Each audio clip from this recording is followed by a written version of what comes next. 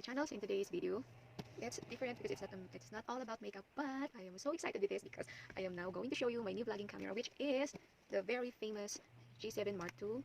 And I saw this that most of the vloggers are using this camera, and so I bought one for me online. And this is the packaging. It looks like this. Yes, I've opened it already, but I'm just going to show you.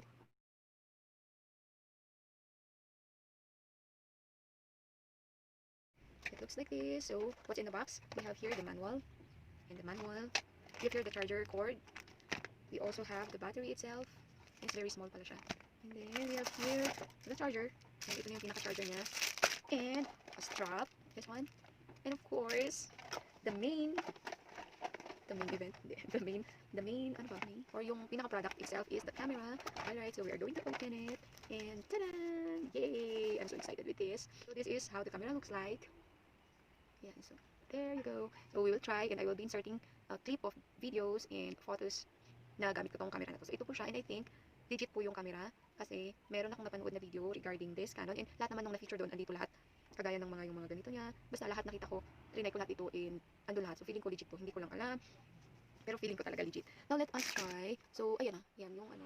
Okay guys, so this is me trying this G7X Mark II, and it looks like this.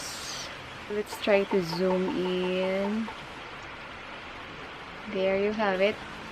Ayan, so makikita nyo talaga, makikita yung mga blemishes ko. So perfect talaga siya for makeup kasi makikita nyo kung saan yung kaya ng makeup na takpan sa mga blemishes ko. Ayan. I-zoom out na natin. Ay, nag-zoom in pa. Ayan. I only have my moisturizer on my face. Now, let's try to zoom out. There you have it. Ayan. So, that is a sample of the video taken from my G7X Mark II. Now, I'm going to let you see also a sample of photos from this camera.